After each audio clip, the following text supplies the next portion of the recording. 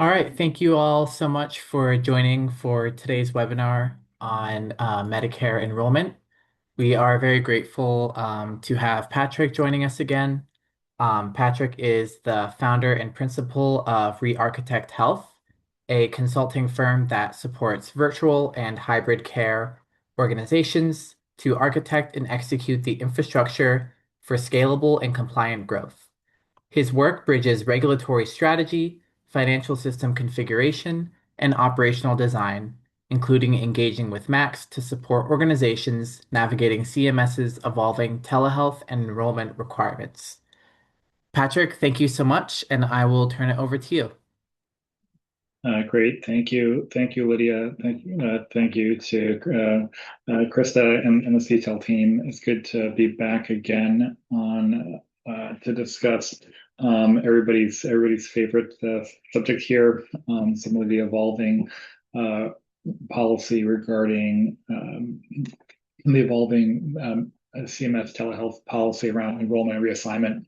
Um, I have a few slides here, but I'm happy to answer any questions that follow after the presentation, or just drop them into the chat and we can get to them afterwards. So jumping right into it, um, uh, Medicare is really anchored on traditional brick and mortar healthcare delivery, and where you have a one-to-one relationship between your provider group legal entity, your provider group location, any employees and contractors and patients, and that's relatively simple in how much of the healthcare delivery system in the United States is organized today. There's certainly some MSOs and other vendors in the mix, but they don't disrupt that traditional linear model. When we start to move into virtual and hybrid organizations that are often distributed across a number of different states, that include multiple entities, that include multiple providers, that have multiple licenses, and patients that may be further distributed as well. This structure becomes much more complicated, and this even what you have here on this friendly PC model is a simplified version of just that.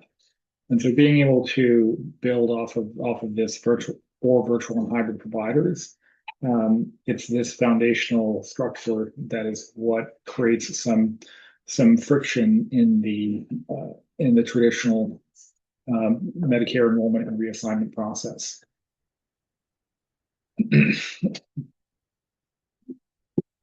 So Medicare, while Medicare is a federal program, it's important to understand and appreciate that it is administered on a per state basis by a variety of Medicare administrative contractors that win contracts for specific geographic regions. And so you'll see some familiar names across different regions, such as Meridian in both California and Montana, or Novitas in Texas, as well as Pennsylvania.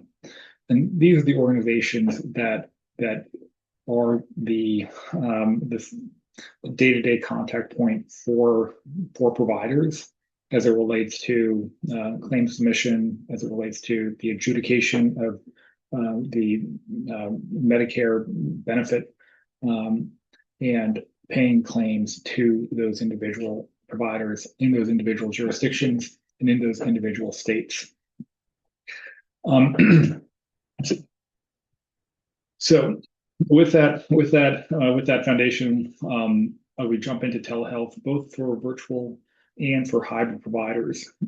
There are three key items that create friction from the brick and mortar model of healthcare delivery. And I'll focus on those three items. There are others, but just for the purposes of this presentation, the three items I want to discuss are the practice location reporting and the pandemic waivers, interjurisdictional enrollment and reassignment, and then the friendly PC legal structures for the enrollment and reassignment. So going back to our max that you saw earlier, it's important to note that when we talk about the physician fee schedule, it's not one fee schedule across the entire country. In fact, there are 109 different payment localities that are adjusted on a per zip code basis in order to better align the physician work, the practice expense, and the malpractice insurance in that zip code to the care that's provided. And so in some areas, let's say if you're in San Francisco, the fee schedule is for a Medicare telehealth visit is going to be much higher than it is, let's say, in Montana, and that's by design, and an important element of how the MACs operate on that not just a state basis, but truly on a zip code basis for how care is paid for.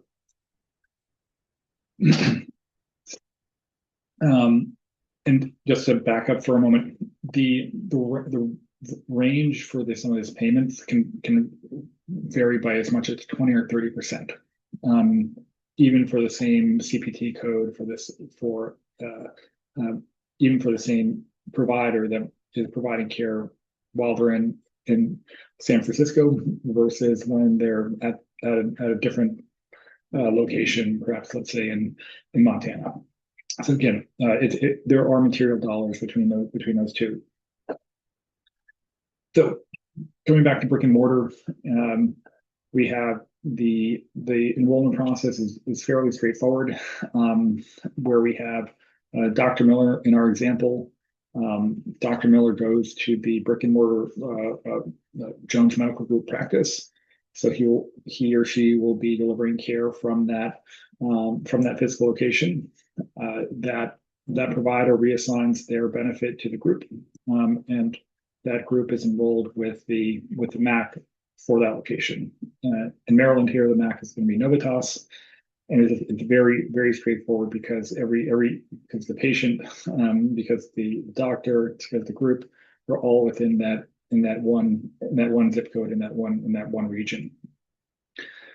As we saw during the pandemic, when many providers were no longer going into the office, into a central physical location to deliver care, but were instead delivering care from their home addresses. That allowed for providers to no longer be in that one location, but perhaps be in multiple zip codes, and perhaps in multiple different practice payment localities. And so to simplify the administration of this now more complex pandemic era world, CMS allowed practitioners to render telehealth from their home without reporting their home address from their currently enrolled location. And so even though providers were delivering care from home in a broad number of areas, for the purposes of their enrollment and further for their billing, they would only be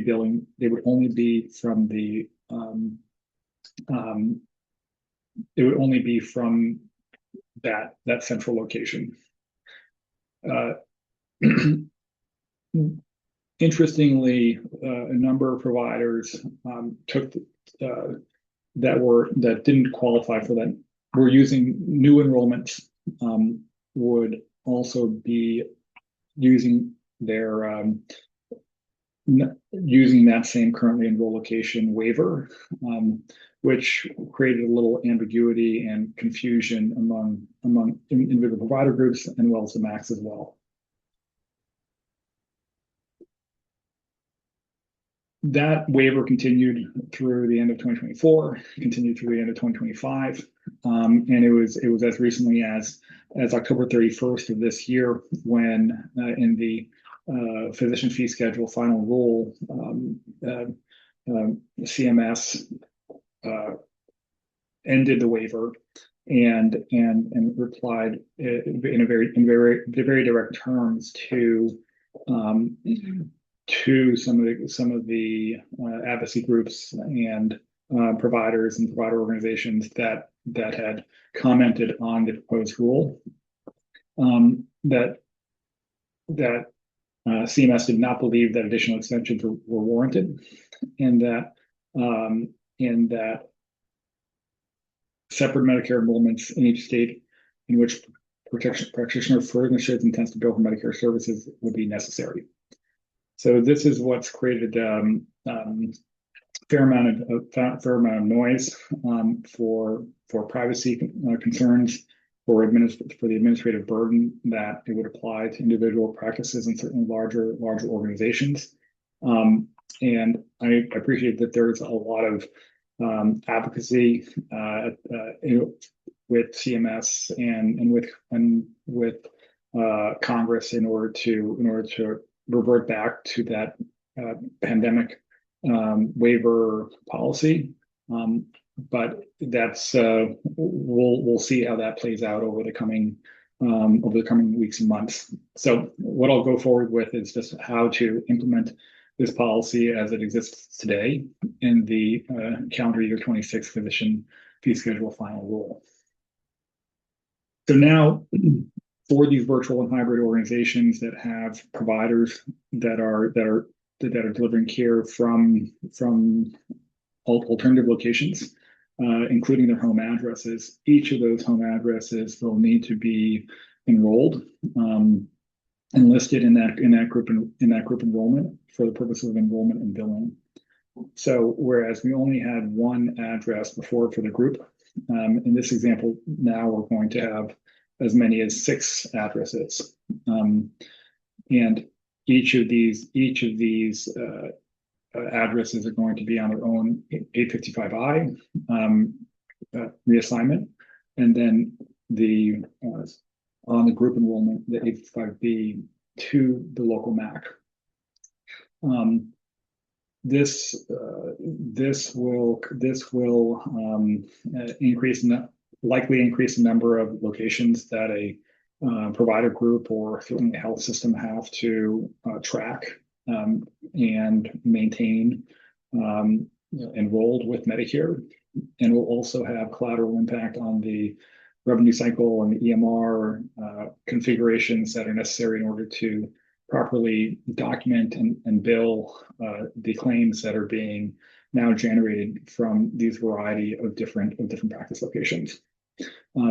It's an administrative and technical challenge above and beyond some of the privacy and security issues that a number of different individuals and organizations have highlighted to CMS.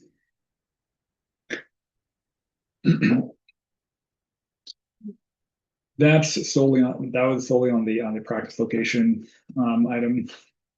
There's a further item here when it comes to the interjurisdictional reassignment that I've heard and that working with a number of folks is creating further complexity because the MACs are contracted for a particular jurisdiction, but even more so for a particular state. That a MAC will only enroll and accept a reassignment from a provider or a group who's located in that jurisdiction, in that state. And so where you have providers that may be located in multiple states, what would have been possible under the currently enrolled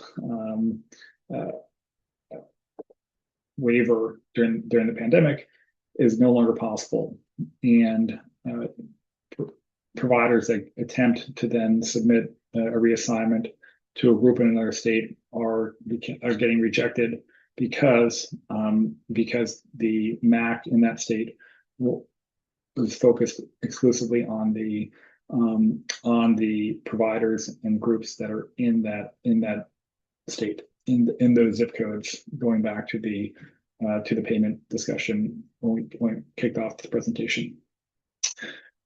This scenario here is known as an interjurisdictional reassignment, and the I'll point out the language that is very explicit in the Medicare Program Integrity Manual around provider enrollment does uh, does outline what is required in such a scenario for both telehealth providers as well as for non-telehealth providers that may hold a practice location across two different states. If somebody's working in California and Nevada, if somebody's working in New York and New Jersey, or Delaware and Maryland, this happens in a brick and mortar scenario, but it happens, I would say, more so in a virtual or hybrid environment, where especially when people are providing care from their homes. Um, I won't read it verbatim because that's a bit much. Although I do think that the example that CMS has provided here, that I've highlighted in bold and circled in red, is helpful in order to further understand and appreciate how how the group enrollments and provider reassignments will need to be in place. Going back to the example just a moment ago, we have the medical group, the Jones Medical Group in Maryland, with the Dr. Miller, working from their home address. Both addresses will be listed on that enrollment. For Dr. Smith, who's in California, what would need to happen is that Jones Medical Group would need to enroll with the California MAC, which is Meridian, and then Dr. Smith would reassign the benefit to Jones Medical Group, which would be enrolled in with Meridian. And so you have this second parallel kind of administrative connection in order for the purposes of enrollment and billing to take place. This is a simplified example with just two providers. As you increase the number of providers, as you increase the number of MACs and states and locations, it becomes orders of magnitude more complex to be able to implement, which is what is creating a great deal of confusion and angst among virtual hybrid care organizations, especially when the 1/1/26 deadline is very quickly approaching, as we look at the calendar here.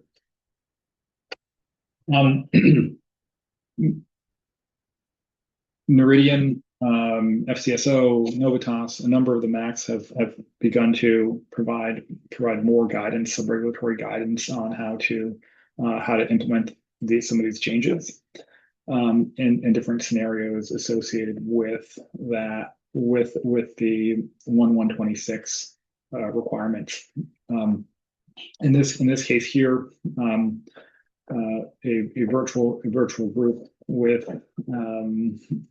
reassignment between where the medical group does not have brick and mortar in the virtual provider's location. While the arrows are presented, organized a little bit differently, the message is the same. What would happen was that Dr. Smith would reassign to the group. The group would use both Dr. Smith's address and Jones Medical Group's address for the enrollment and reassignment in the South Dakota MAC Meridian, and then the claims for any services that Dr. Smith provided will be paid at the rate of the home address for Dr. Smith.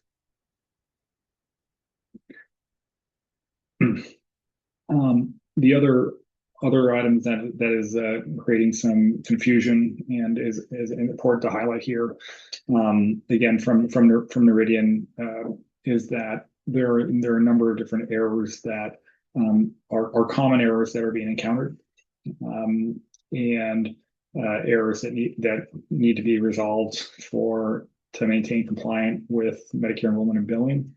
On the individual side, it's individual enrollment in multiple states is a bit of a odd, um, um, especially if one were to be enrolled in 5, 10, 20 states. Um, um, and then further, the practice location points, um, uh, around especially around virtual offices, around mail stops or PO boxes. Those have not been acceptable. Certainly, some organizations have used UPS boxes or Staples or Regis or Rework.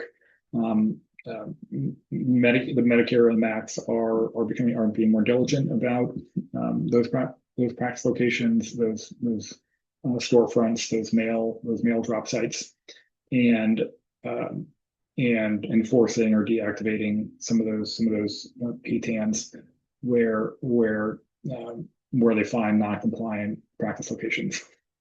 Um, uh, Again, this is some this again direct from Noridian as earlier this year, as they do look at these different, as they do conduct the site visits, as they do confirm that these practice locations are in fact valid.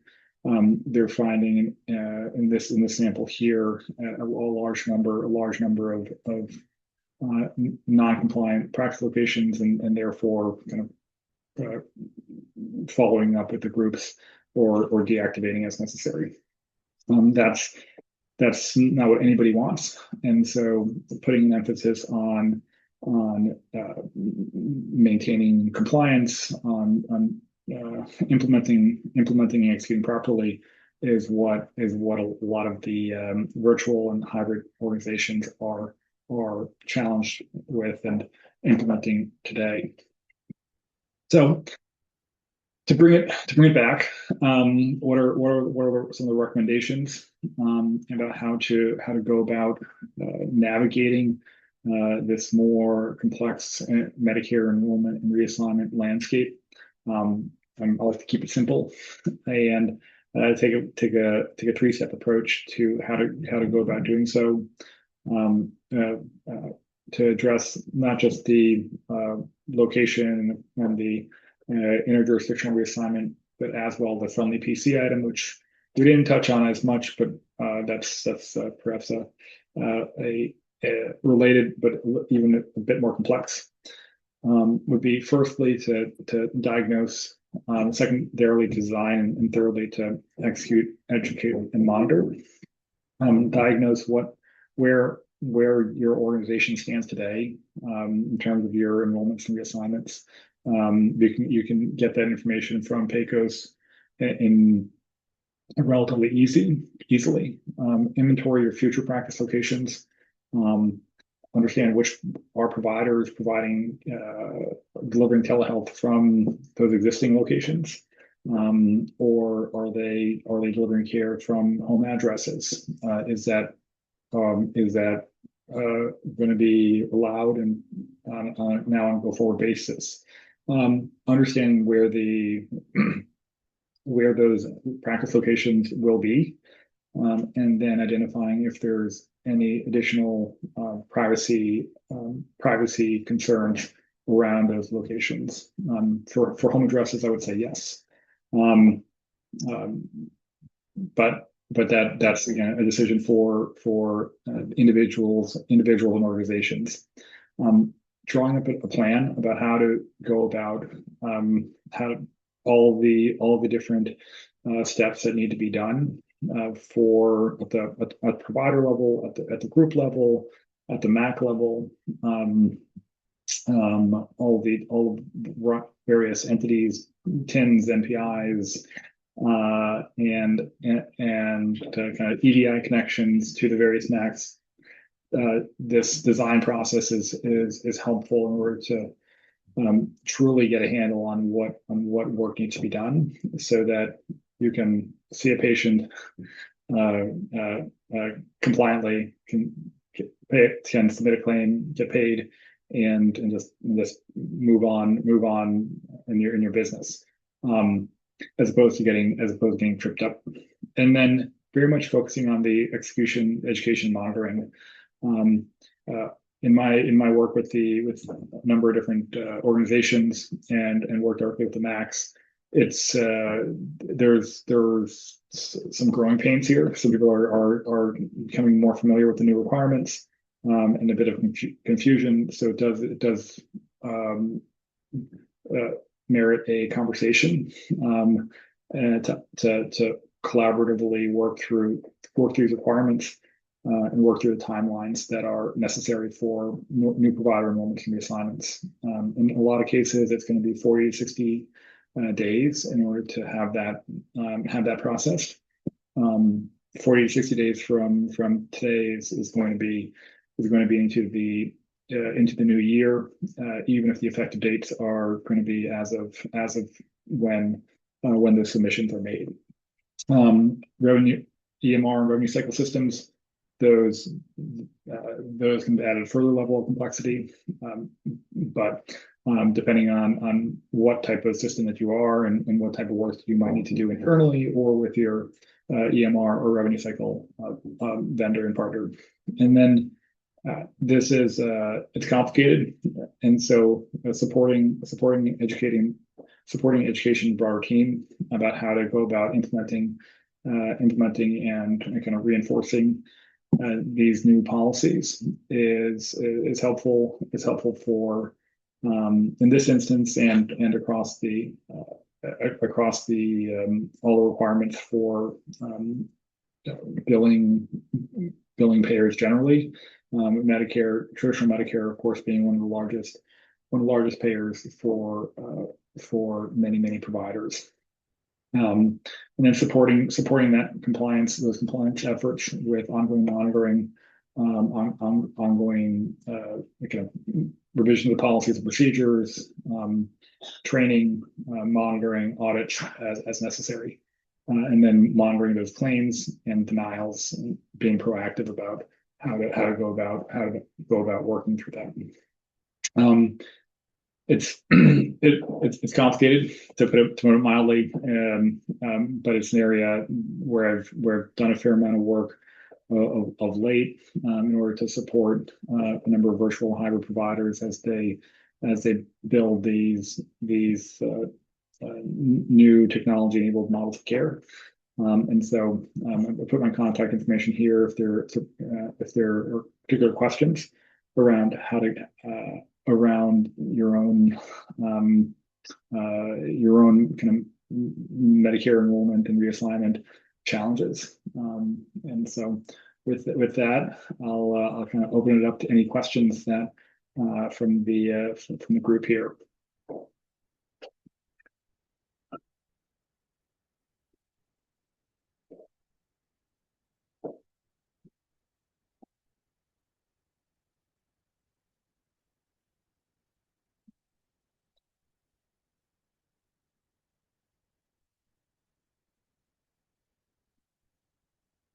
And if it was entirely clear for everybody, then I'm happy that it's that clear for everybody as well. I do think that the engaging with the Macs and some has been especially productive as they are themselves working to implement this new guidance, and um, doing so um, uh, doing so with for virtual and hybrid organizations that are quite complex, and some of the guidance that they've been putting out in their provider education and engagement resources has been helpful.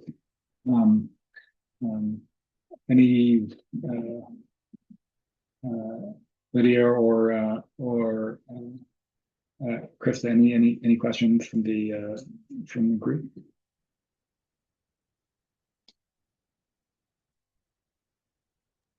Looks like there aren't any questions in the chat at the moment. You're welcome to use the chat or unmute and ask there as well.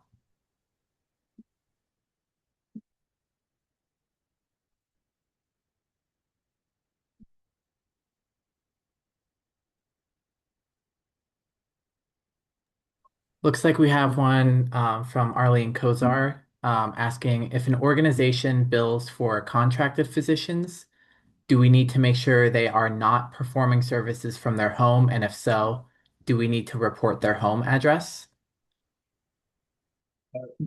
Depending on where that contracted physician is delivering services from, that practice location, whether it's a home address or another practice location, that would need to be enrolled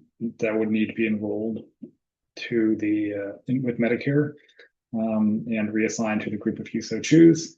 But that would be the requirement.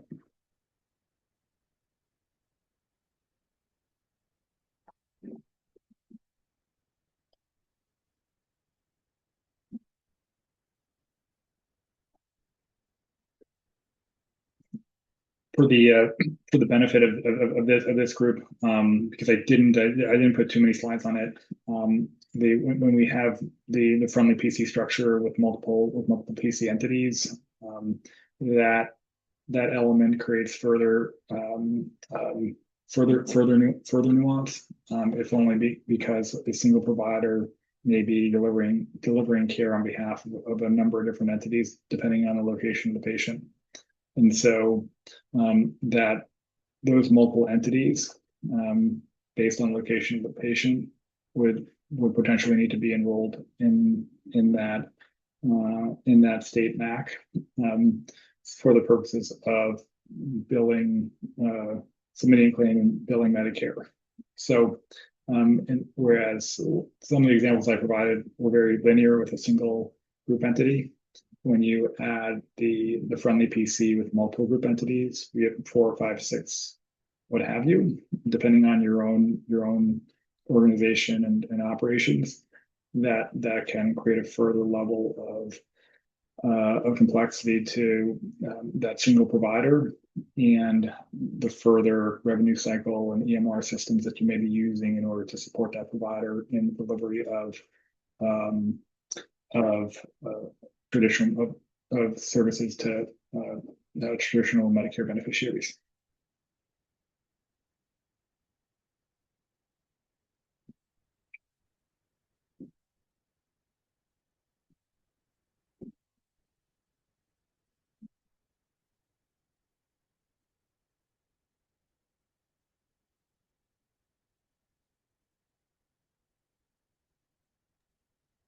If there are no other questions, or if you have any questions after the webinar, feel free to either email CTEL or Patrick at the email on the screen.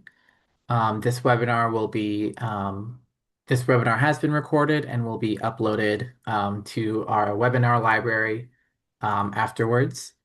Thank you so much, Patrick, for joining us for this conversation. I know this has been very on top of mind for members, especially as we head into 2026. Thank you so much, and we hope to see you all at our summit next month in December. Have a great Wonderful. rest of your day. Thank you.